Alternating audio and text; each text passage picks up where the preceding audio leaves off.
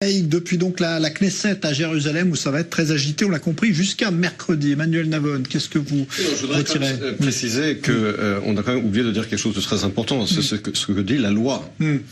Or, la loi dit très clairement que si le candidat qui a été désigné par le président ne parvient pas à former un gouvernement, eh bien le président demande à un autre candidat. Donc là, tout de suite, c'est Netanyahou qui a initié, lui par le biais du député Miki Zohar, une proposition de loi de dissolution de la Knesset pour finalement passer outre ce que dit la loi, pour devancer ce que dit la loi. Or, la loi dit que le président doit demander à un autre membre de la Knesset. Malgré cette loi, même si elle est votée, vous voulez dire que Rivlin a quand même la possibilité, mercredi soir, c'est justement parce que Netanyahou ne veut pas que Rivlin puisse faire usage de ce pouvoir qui lui est accordé par la loi fondamentale président de l'État, qu'elle a fait soumettre cette loi de dissolution. Il faut quand même pas oublier ça. Pourquoi? Parce que Netanyahou ne veut surtout pas se retrouver dans un scénario dans lequel un autre membre de la Knesset, par exemple un autre membre du Likoud, dont tout le monde a dit qu'il serait prêt à faire un gouvernement avec lui. Le parti Bleu-Blanc a dit qu'ils sont prêts à se joindre, pas en étant candidat au poste de Premier ministre, mais en se joignant à un Premier ministre du Likoud qui ne serait pas Netanyahou.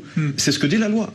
Et justement, il ne faut quand même pas oublier que cette proposition de loi de dissolution a été initiée par Netanyahou pour empêcher le président d'appliquer la loi, à savoir de demander à un autre candidat d'essayer, c'est pas sûr qu'il puisse le faire, de former un gouvernement. Pourquoi? Eh bien parce qu'on sait très bien qu'il a son audience vis-à-vis du procureur général qui doit avoir lieu justement fin septembre, début octobre, et qui veut absolument être au poste de Premier ministre, essayer éventuellement de faire passer une loi d'amnistie à laquelle s'opposent, d'après le sondage qui vient d'être paru, 2/3 des Israéliens.